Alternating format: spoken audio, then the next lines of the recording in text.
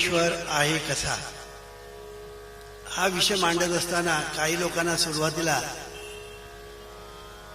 डोक्याला मुंग्या आल्या असं ते म्हणतात.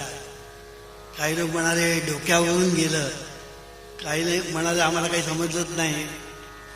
तर हा विषय जो आहे हा विषय जर नीट समजावून घेतला तर ते कठीण आहे असं मला वाटत नाही. आपण सर्व मंडळी सुख शांती समाधान यासाठी नेहमी प्रयत्न करत असतो. पण मी तुम्हाला खरं सांगू का, सुखी होणं फार सोपं आहे आणि दुःखी होणं फार कठीण आहे. पण आज उलट झालेलं आहे, माणूस दुःखी जास्त होतो, सुखाला तो पारखा होतो अशी आपल्याला सर्वत्र आणि अनुभूती असते. असं का घडतं? त्याचं एकच कारण, परमेश्वर म्हणजे काय हे न कळल्यामुळे हे सर्व घडतं. हा जीवनविद्येचा सिद्धांत आहे की परमेश्वर, आज परमेश्वराबद्दल लोकांना भीतीही वाटते.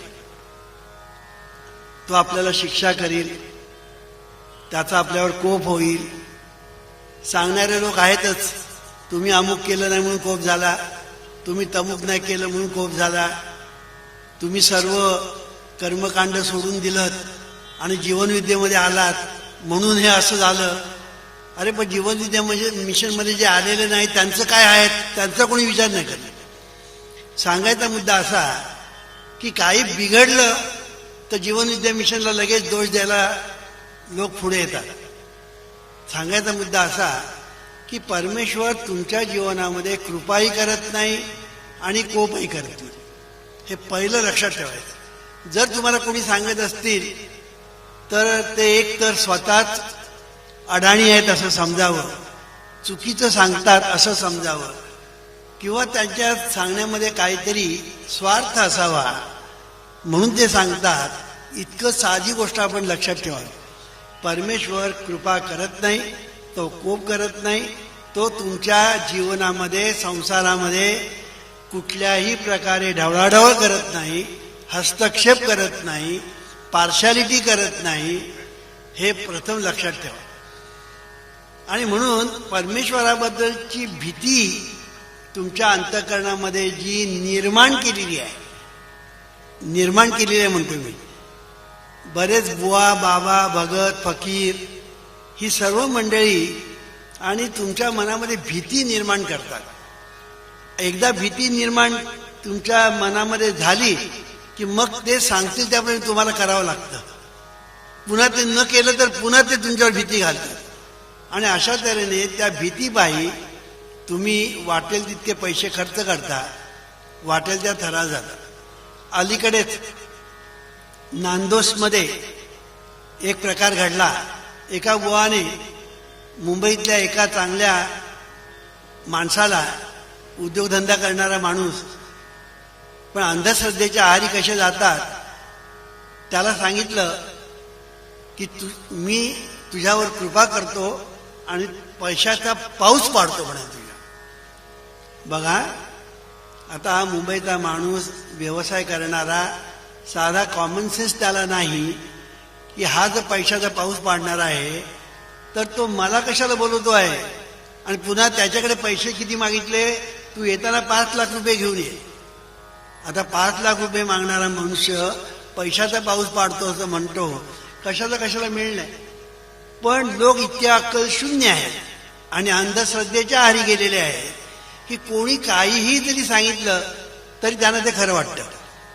कारण का, परमेश्वराबद्दलची भीती ही मंडळी निर्माण करतात. हे लक्षात ठेवायचं.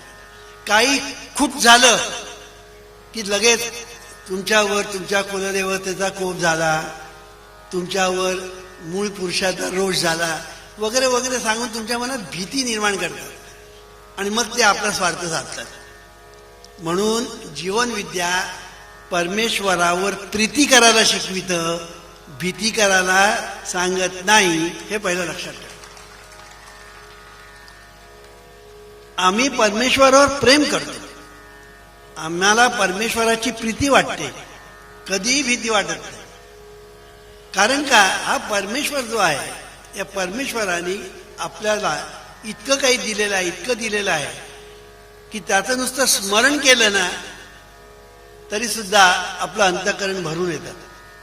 तेव्हा सांगायचा मुद्दा, परमेश्वर आहे कसा हा विषय मी जो घेतला त्याचं कारण गोव्यामध्येच आहे असं नव्हे तर जगामध्ये सर्व ठिकाणी अंधश्रद्धा आहे. जगात अगदी युरोपमध्ये जरी तुम्ही गेलात आणि अमेरिकेमध्ये गेलात तरी सुद्धा त्या ठिकाणी अंधश्रद्धा आहे. आणि म्हणून ही अंधश्रद्धा भीतीपोटी आहे हे पहिलं लक्षात ठेवलं पाहिजे. आणि ही भीती पूर्णपणे घालविण्याचं सामर्थ्य जीवनविद्या मिशनमध्ये आहे हे मी तुम्हाला 100% सांगतो. आज आमच्या जीवनविद्या मिशन मधल्या लोकांना परमेश्वराची भीती वाटत नाही, प्रीती वाटते, प्रेम वाटतं. म्हणून हा विषय मी जो घेतला त्याचं कारण ते आहे की परमेश्वर आहे कसा. काल मी सांगितलं तो निर्गुण आहे, तो सगुण आहे, तो निराकार आहे, तो साकार आहे, तो अव्यक्त आहे, व्यक्त आहे, तो अदृश्य आहे, दृश्य आहे, तो सर्वव्यापी आहे, तो एकदेशी व्यापी, सर्व आहे तो. आणि म्हणून त्याचं निर्गुण स्वरूप जे आहे ते जर आपल्याला चांगलं समजलं नाही तर देवाची भक्ती, देवाची उपासना, देवाबद्दलचं प्रेम निर्माण होणं ह्या गोष्टी खऱ्या अर्थाने तुमच्यामध्ये निर्माण होणार नाही. आणि म्हणून परमेश्वर आहे कसा हे सांगत असताना मी काल सांगितलं की परमेश्वराच्या ठिकाणी सच्चिदानंद ही 3 जी पद आहे त्याच्यामध्ये सच, चित आणि आनंद. ते चित पद मी सांगत असताना मी जे सांगितलं ते किती महत्वाचं आहे जर तुमच्या लक्षात आलं तर पुढलं सगळं सोपं होणार आहे. म्हणून मी काल सांगितलं divine consciousness, divine intuition, divine bliss plus divine power equal to God असं मी काल सांगितलं. मराठीत सांगायचं म्हणजे दिव्य जाणीव आणि दिव्य प्रतिभा ज्ञान यांनी युक्त असं दिव्य आनंद स्वरूप चैतन्य शक्ती म्हणजे परमेश्वर. हे तुमच्या एकदा ध्यानात आलं की परमेश्वराच्या ठिकाणी आनंद आहे, परमेश्वराच्या ठिकाणी अगाध असं ज्ञान आहे. पण ज्ञान म्हणजे तुम्ही नॉलेज म्हणता, म्हणजे इन्फॉर्मेशन म्हणतात ते नव्हे, हे लक्षात ठेवायचं. आणि परमेश्वराच्या ठिकाणी शक्ती आहे आणि परमेश्वराच्या ठिकाणी इतकं काही भरलेलं आहे की त्याची माणूस कल्पनाही करू शकणार नाही. आणि म्हणून मी काल सांगितलं अव्यक्त निराकार नाही ज्या आकार जेथून चराचर त्यासी म्हणजे, की अनंत कोटी ब्रह्मांड ज्याच्या पोटातून निर्माण होतात, ज्याच्या पोटात वास्तव्य करतात आणि त्याच्या पोटामध्ये लयाला जातात तो परमेश्वर. म्हणून त्याला अनंत कोटी ब्रह्मांड नायक म्हणजे विनायक असं आपण म्हणतो. हे मी का सांगतो आहे की डिवाइन कॉन्शियसनेस आणि डिवाइन इंट्युशन ह्या 2 गोष्टी अत्यंत महत्वाच्या आहेत. तो खरा ज्याला आपण परमेश्वर म्हणतो त्या परमेश्वराचा खरा गाभा म्हणतात ना तो त्या ठिकाणी आहे, डिवाइन कॉन्शियसनेस आणि डिवाइन इंट्युशन. आणि हे जर तुमच्या ध्यानात आलं तर पुढलं सगळं सोपं आहे. आता हे आणण्यासाठी मला अनेक तऱ्हेने तुम्हाला सांगता आलं असतं, पण आजचा दिवस आपला हा शेवटचा दिवस असल्यामुळे मला ते थोडक्यात सांगावं लागतं. आणि हे समजावून देण्यासाठी मी तुम्हाला आपल्या शरीराच्याच ठिकाणी आणतो. आम्ही परमेश्वराची निर्गुण व्याख्या तुम्हाला मी सांगितली आणि काल मी निर्गुण व्याख्या सांगितल्यानंतर आज त्याचं सगुण रूप सांगणार म्हणून सांगितलं होतं. आता परमेश्वर सगुण कसा आहे त्याची व्याख्या मी जी केलेली आहे ती सुद्धा नीट ऐका, कठीण काही नाही पण नीट ऐका. निसर्ग नियमासहित स्वयंचलित, स्वयंनियंत्रित, नैसर्गिक पद्धतशीर व्यवस्था म्हणजे परमेश्वर. ही व्याख्या मी जेव्हा सांगितली मुंबईमध्ये तेव्हा एक सायंटिस्ट आला होता. तो मला म्हणतो मी एक बऱ्यापैकी मोठा सायंटिस्ट आहे आणि तुम्हाला मी सांगतो तुम्ही केलेली व्याख्या मोस्ट सायंटिफिक आहे. आता ही व्याख्या ऐकल्यानंतर पुन्हा मुंग्या आल्या असतील तुमच्या मेंदूला, तर मी स्पष्ट करून सांगा. निसर्ग नियमासहित म्हणजे हे जग, तुम्ही आम्ही सर्व निसर्गाच्या नियमाने बद्ध आहोत. दुसरं स्वयंचलित म्हणजे इंट्रिन्सिकली ऑटोमॅटिक, म्हणजे आपलं सगळं जे चाललेलं आहे ना, मग काल मी सांगितलं चाले हे शरीर कोणाचे सत्य किंवा हे विश्व चाललेलं आहे, पृथ्वी भोवती फिरते आहे, सूर्याच्या भोवती फिरते आहे, हे सगळं सांगितलं का. हे जे चाललेलं आहे ना हे स्वयंचलित आहे. तिकडे कोणी चावी द्यायला बसलेला नाही, हे स्वयंचलित आहे. आणि हे आजच चालतंय नव्हे, अगदी युगाने युगे चाललेलं आहे. अगदी कृतयुग, नंतर त्रेतायुग, मग द्वापार युग, मग कलियुग, हे सगळ्यामध्ये हे सगळं चाललेलं आहे, सरळ चाललेलं आहे. पण हे स्वयंचलित आहे म्हणजे आपोआप चालणार आहे. पुन्हा ते स्वयं नियंत्रित आहे, ते स्वतःला नियंत्रित करतं. म्हणून मी काल उदाहरण दिलं, पृथ्वीचे फेरे स्वतःभोवती ठराविक आणि सूर्याभोवती सुद्धा ठराविक, कारण हे स्वतःला नियंत्रित करतं. पुन्हा सर्व ठिकाणी पद्धतशीर व्यवस्था आहे की पृथ्वी बरोबर फिरत असताना निरनिराळ्या तऱ्हेचे ऋतू, उन्हाळा, पावसाळा वगैरे आपल्याला प्राप्त होतात आणि दिवस आणि रात्र तेही आपल्याला प्राप्त होतात. अशा तऱ्हेने संबंध जग ज्याला आपण म्हणतो, पृथ्वी ज्याला म्हणतो, अनंत कोटी ब्रह्मांड, ही सगळी ही व्यवस्थितपणे सगळं त्यांचं कार्य चाललेलं आहे. आणि ही व्यवस्था जी आहे, ही व्यवस्था म्हणजे परमेश्वर आहे. तुम्ही कुठेही नजर टाका, तुम्हाला सर्व ठिकाणी परमेश्वर दिसेल, पण तुम्ही पाहत नाही, हे मी कालच सांगितलं. तुम्ही एक लक्षात घ्या, काय व्यवस्था आहे बघा, की समुद्राचं पाणी खारट, त्या समुद्राचं पाणी सूर्य वर ओढून घेतो, ढगाच्या रूपाने पुढे ते आपल्याला पाणी देतं आणि ते पाणी गोडत. काय व्यवस्था आहे बघा. आता हा जर पाऊस पडला नाही तर तुमची आमची जगाची काय अवस्था होईल याची कल्पना करा. की ही व्यवस्था आहे. समुद्र कधी आटत नाही, समुद्र नेहमी भरलेला असतो. समुद्राचं पाणी सूर्य आपल्यावर ओढून घेतो आणि ढग रूपाने मग तो आपल्यावर पाऊस पाडतो. आणि समुद्राचं पाणी खारट तर ढगातून पाणी पडतं ते गोड. केवढा चमत्कार आहे. आता परमेश्वर तुम्हाला जर इथे दिसत नसेल तर तुम्ही आंधळे आहात, हा त्याचा अर्थ आहे, दुसरं काही नाही. परमेश्वर लहान लहान गोष्टीत तुम्ही पाहू शकता, लहान लहान गोष्टीत. लांब जाऊ द्या हो, तुमच्या शरीराकडे पहा.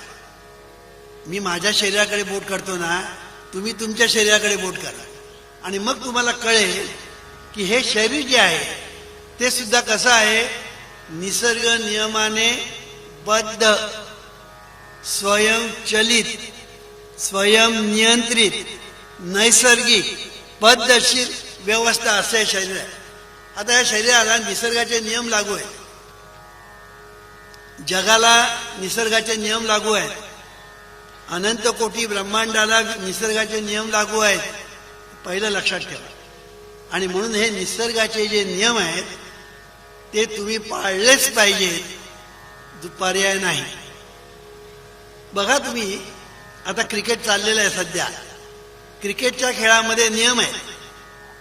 हे नियम जर मोडले तर तुम्हाला आऊट म्हणून म्हटलं जातं, म्हणजे टीममध्ये पण घेतले जात नाही. म्हणून क्रिकेटचे नियम आहेत.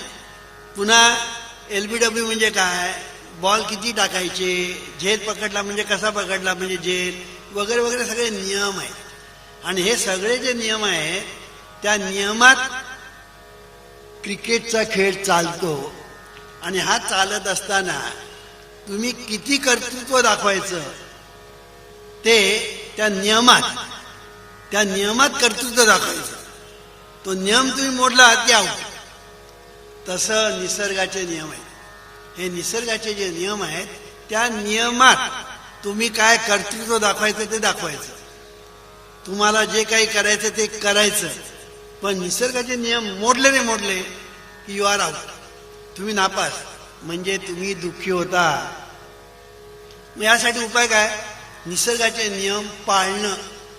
पण निसर्गाचे नियम पाळायला निसर्ग म्हणजे नियम ठाऊक तर पाहिजेत. आज किती लोकांना निसर्गाचे नियम ठाऊक आहेत की त्याचा आपल्या जीवनाशी संबंध आहे. आणि संबंध इतकंच नव्हे तर आपलं सुख आणि दुःख निर्माण करतं त्याला कारणही तेच आहे. किती लोकांना माहिती आहे? काही माहीत नाही. आम्हाला एवढंच माहिती आहे देवळात जायचं, हात जोडायचे, हात जोडता सुद्धा आम्ही डोळे मिटतो. म्हणजे देवाला पाहायच्या ऐवजी डोळे मिटतो. मग मिटता की नाही तुम्ही? आता देवासमोर गेल्यानंतर डोळे उघडून डोळे भरून देवाला पाहायचं का डोळे मिटायचे? अरे डोळे मिटायची घाई कशाला? कधीतरी मिटणारच आहेत. पण त्या देवाला डोळे भरून पहा ना. तर सांगायचा मुद्दा असा की आपण जातो काहीतरी मागतो, आपल्याला असं वाटतं हा देव आपल्याला देणार. तो काही तुम्हाला देत नसतो, हे लक्षात ठेवा. आणि म्हणून देणारा जो असतो ना तो आतमध्ये आहे. म्हणून त्याला ईश्वर सर्वभूतानां असं म्हटलेलं आहे. शंकर म्हणतो तथास्तु. तो जो आतमध्ये आहे ना तो देणारा आहे. आणि तो देतो वाटेल तेव्हा नव्हे.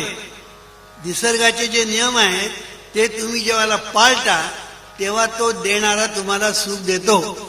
आणि तुम्ही जेव्हा निसर्गाचे नियम मोडता तेव्हा त्याच्याकडून तुम्हाला दुःख प्राप्त होतं. तो तसा देत नाही. देण्याची क्रिया तो तसा करत नाही, पण त्याच्याकडून मिळण्याची क्रिया होते. परमेश्वर कृपा करत नाही आणि कोप करत नाही, हे जितकं खरं आहे तितकंच त्याची कृपा होते आणि कोप होतो. मग तुम्ही म्हणाल हे काय हो विरोधाभास नाही का? तर काय ते सांगतो तुम्हाला. इलेक्ट्रिसिटी आहे. इलेक्ट्रिसिटी कोप करते का कृपा करते? दोन्ही करत नाही.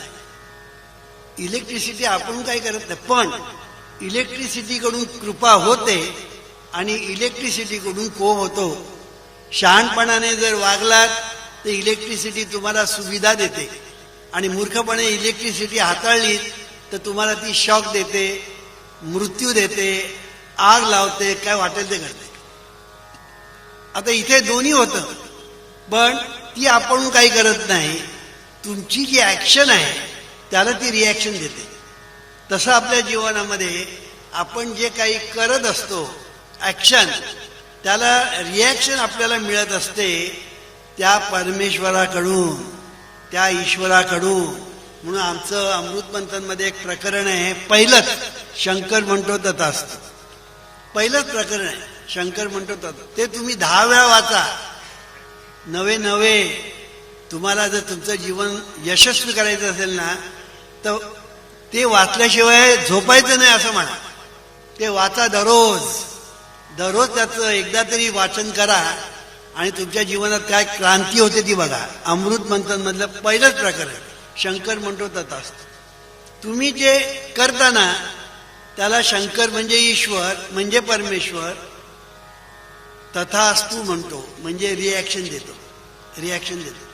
म्हणून भाव तसा देव ही म्हण आहे. भाव तसा देव याचा अर्थ काय? लोकांनी भलतेच अर्थ केले. भाव तसा देव याचा अर्थ ऍक्शन तशी रिॲक्शन. हा भाव तसा देव आहे. पेरावे तसे उगवावे. पेरणी करणी तशी उगवणी वगैरे वगैरे जे आहे ते सगळं जे आहे त्या ऍक्शन आणि रिॲक्शन हा संबंध आहे. ही गोष्ट एकदा आपल्या ध्यानामध्ये आली की आपल्याला जीवनामध्ये आपला संबंध परमेश्वराशी कसा येतो, कुठे येतो, काय येतो हे तुमच्या ध्यानात येईल.